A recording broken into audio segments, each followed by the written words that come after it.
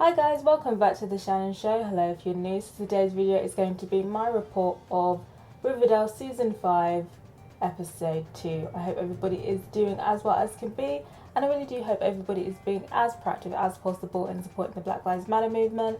And if you're still on the lookout for some resources, I've linked some in the description. Feel free to comment down below your thoughts on my commentary. I'm always up for a chat, I'm always up for a debate, and if you like this video, give it a thumbs up. And if you didn't, give it a dislike. No hard feelings. And if you really like this video, consider subscribing and helping me get out. Of course, we're back in the ridiculous town of Riverdale for another week. Let's discuss the ridiculousness that went on in this episode. So, the beginning of the episode starts off dramatically with the Stonewall guy, I can't remember his name. He dies earlier this morning, suspiciously after he asked Betty for help. Then it turns out that someone is going around killing all the Stonewall people, which led us to juggle the possibility that the author could be a serial killer, or as well as an author, we also had a serial killer, which of course would not be strange in Riverdale. Then Donna's trifling ass gives Betty a call and is basically like, "Hey girl, I know I tried to set you up for murder, but could you help me out because someone's trying to kill me?" And Betty tells her to fuck off, as she should. I would have done the same thing. Imagine somebody tried to actually frame you for murder and is asking you for help. The audacity could never be me. So we do find out who is the person responsible for killing all the Stonewall kids, and they try to build up to it, but it's very obvious that it was going to be Charles. I mean, they pretty much gave it away with the preview that they put at the beginning of the episode. I was suspicious of him. I mean, he was hella suspicious. I mean, he's the CEO of the serial killer gene, and Chick is also his little prison babe. So he was already looking dodgy. So his reveal as a serial killer was very anticlimactic. At first I thought he was going to be both the serial killer and the auteur, but he was like, "Oh, I'm not the auteur," and it's like, "Oh, you're gonna have to figure out who the auteur is. I'm not gonna help you. It's not gonna be that easy." And then literally 5 minutes later, we know who it is. And it was very obvious that it was going to be Jellybean's evil ass. I saw it, I said it, I don't trust that little girl. I found to be very ridiculous was her reason. Her reason was that she didn't want him to go to Stonewall, and she also didn't want him to go the big brother she had just gotten to know was already leaving, and everybody just seems to eat it up. And I'm like, this is not making any sense. And everybody's eating it up and hugging her and babying her and telling her it's okay. And I was just like, this is how serial killers are made. Parents are just ignoring the fact that sis is fucked up. Like, sis made traumatizing tapes and traumatized the whole town, but it's meant to be cute. What? And then on top of that, it's just like, bitch, I remember you scamming with your mum, and I remember you not wanting to live with Jughead because you wanted to continue living the scamming criminal life with your mother. So I'm not buying it. I'm not buying it one bit. So I'm keeping my eyes on Jellybean. I don't trust that bitch. But yeah, I'm really baffled that her punishment was a hug. It's okay, JP. And compassion.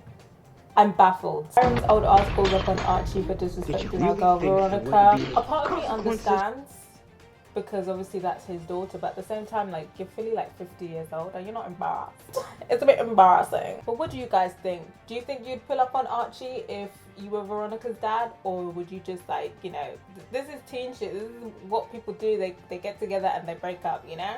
Think Hiram should have been a bit more mature about it, or do you feel like, yeah, Archie deserved to be pulled up on? I'd be interested to hear from you guys. Obviously, Hiram is also still being a criminal out here, and of course the latest pop-up gang in Riverdale pulled up on Veronica as revenge for Hiram killing their boss. And then out of nowhere, the sister who we forgot about lets her chopper sing and just kills everybody. Veronica and her sister come to the realization that Hiram has not left his gang shit like he said he was going to. So the sisters decide to tell Hiram that they want him to leave his criminal dealings behind for the good of the family, and he basically tells them they need to stay out his business because he wants to continue doing hood rat shit. So of course, in response to that, the Lodge sisters organize Hiram to get beat up. He changes his mind. To celebrate leaving Hiram's illegal past behind him, Hermione announces that she's going to divorce him so she can chase her true dream of being a real housewife on reality TV. Because who wouldn't want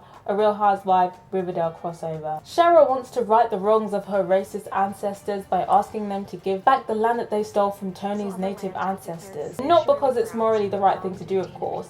She just wants to save her relationship with Tony so they can continue looking equally undeniably gorgeous together. Her racist family, of course, say no. But fear not, because Penelope for some reason decides that she's going to poison them all, which effectively leaves the entire Blossom estate to Cheryl. I'm glad to see Penelope has finally gotten over Cheryl burning her face off. Archie is also going through it this episode, and of course the logical thing for his uncle to do to help him with his anger is to let him beat him up. And after being angry the entire episode with the people who hit and run his father, Archie decides he's going to forgive them and ask the judge for leniency. I'm sorry, but an actual hit and run, as in like you hit the person, saw that you hit them and then ran off. Yeah, you're on your own, babe. I get the dad begging Archie. That makes sense. It's not what my dad would have but Archie like suddenly forgiving them at the end didn't make any sense to me, to be honest. But what do you guys think of that whole situation? Do you feel like it was best for Archie to forgive, or do you feel like it made more sense for him to just be angry with them and not want to help them? Overall, this episode was a bit dry, to be honest. It was very predictable. It was predictable that Charles was going to be some serial killer. It was predictable that Jellybean was the auteur. And yeah, it's just like Hermione being a real housewife. I mean, come on. Come on. I guess next week graduation, and then it's meant to be the time jump. I'm most interested in the time jump. What do you think is going to happen in the final week? I think they're kind of alluding that some creepy stuff might be happening still in regards to this whole snuff ring thing. And the fact that, you know, Veronica and Archie are trying to make it to college without anyone finding out that they broke up, or anyone finding out about Archie and Betty. Do you think that it's all going to be revealed next episode? I'd be interested to hear from you guys. But yeah, that's pretty much my report. Do let me know what you thought of this episode.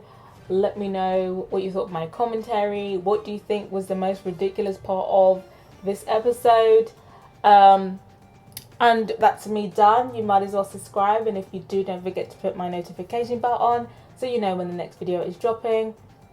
I'm also trying to get to 2.8k subscribers. I just hit 2.7k, so thank you to everybody who has subscribed to my channel, and I'd appreciate everybody who helps me reach my new goal.